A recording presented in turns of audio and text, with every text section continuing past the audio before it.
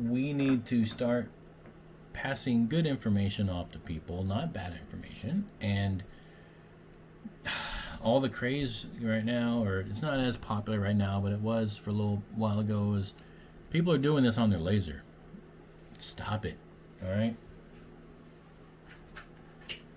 Go to Harbor Freight or wherever and get you a heat gun. This cost $10 at Harbor Freight. It was not expensive. It's got 2 modes, low and high. Basic ass heat gun. Okay, we use this in the video.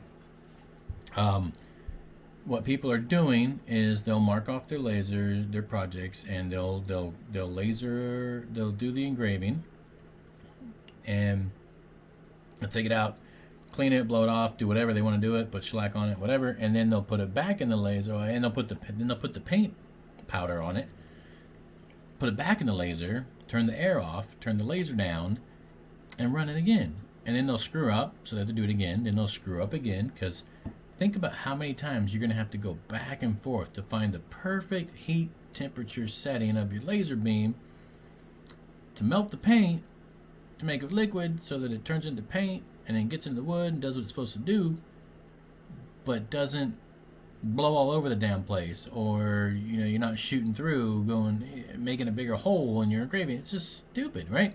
And not only that, yeah, I'm saying stupid. Sorry if I'm hurting your feelings out there, some of you, but you're wasting tube life on your laser. A lot of these people doing this are CO2 laser people.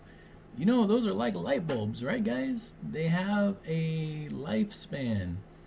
The more you use your laser for dumb shit, then the more you're going to be buying new CO2 tubes, because they're going to burn out faster.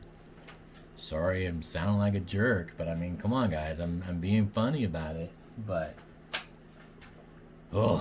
it's right tool for the right job. Okay, yeah, I could pound a nail with a screwdriver. It's gonna take me a long damn time. Okay, it's probably a little smarter to go get a hammer. It's probably a little smarter to go get a heat gun to do this. If you want to really do the powder paint, use a damn heat gun. That's what they're for. So the very short version of how to do this, in my opinion, the most intelligent way, is you engrave something. We'll use this as an example. You do your engraving, and you take it out, then you get your little powder paint, you pour it on there, and we're going to do all this in the video, but you get your little squeegee, you squeegee it off of there, you heat it up, and you take your sanding block and you sand it. Or if you got I use an orbital when I'm outside. So, and that's it. Okay, it's not hard. Hey everybody, I just wanted to jump in here and add a couple things. Forgive me, I'm a little down on the weather today. The whole sinus thing is messing me up. So I won't be as energetic and as funny as normal, for those of you that find me funny. But so the powder painting thing, I'm mixing this into the little clip I just did a minute ago. But in going through there, I just mentioned that it was stupid, but I didn't really say why. So let me give you a few pieces of the why. And this is my opinion, but I'm pretty sure it's shared by many. So it's not like it's just some dumbass reason or whatever that I made up, okay? It's kind of based on logic. So when you're doing powder painting with the laser, you put your piece in the laser, you have to set it up. Most people are going to use absolute coordinates, or they are going to have some type of jig system set up. The purpose of that is to make sure that when you take the piece out to put the paint in it, and you have to put it back in, obviously it has to be in the exact same spot. Like, it can't be off a quarter of a millimeter, right? It just has to be in the exact same spot. Otherwise, it's going to screw it up. Most people struggle with that in itself, right? I mean, that alone should be enough reason to make you not want to do it. Because, and I'm not trying to be egotistical or anything like that. It's just, that's one of the hardest things for a new person in lasering to do, is to be able to remove a piece and put it back. and be able to do more things to it. As you go on and you learn, you will learn how to do that. It's not terribly hard. It can be done. So, but for now, most people are new. They see something on the internet. Oh, look, powder paint. I want to try that, and they're going to go do it, and it's gonna screw up. So that's reason number one. And I've even seen some people put. Yeah, it sounded like Joe Biden there, didn't I? Anyway, I've seen some people put paint in and do the actual paint fill while the piece is still in their laser. That's just stupid. I'm not doing that. That's gonna blow all over the place, and you're gonna spill it. So I don't want that shit in my laser. So I'm not doing that. Anyway, I'm just not doing that. So that's reason number one, is the removal and placement, or if you're gonna pour the powder inside the piece while it's still in the laser. That's just dumb anyway. So if you think that's a good idea, you're probably not going to like this video, and that's fine.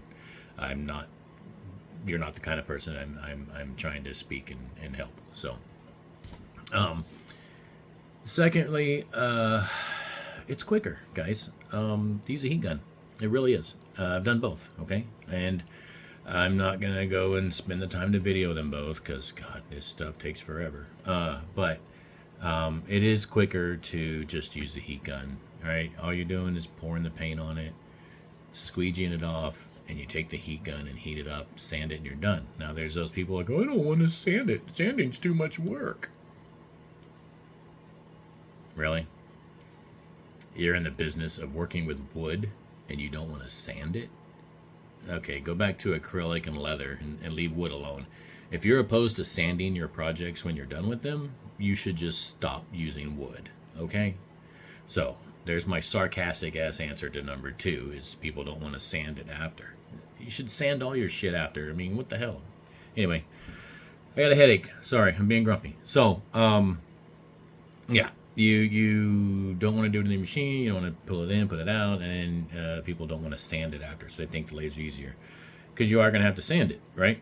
Then there have been a few people that have done it successfully in the laser, and it looks decent enough, but the average person doesn't do it that well, and so they don't need to sand it. So they're like, look, I don't have to sand my piece. Okay. My original excerpt of the video was only 3 minutes long, and I've already talked longer than 3 minutes about this. So the why of it is basically it's quicker to use a heat gun. It's less hassle to use the heat gun, and you're not going to screw it up. Well, you're not going to have the opportunity to screw it up as often if you use a heat gun. So if you're doing powder paint, forget about the cool snazzy thing about sticking it in the laser, doing laser. That's not what lasers are for, all right? Right tool, right job. And that's what I titled the video that we're going to be doing. So, right tool, right job. Wrong job. Right tool for the job. That's what I meant. So, take it easy. There's my explanation as to why.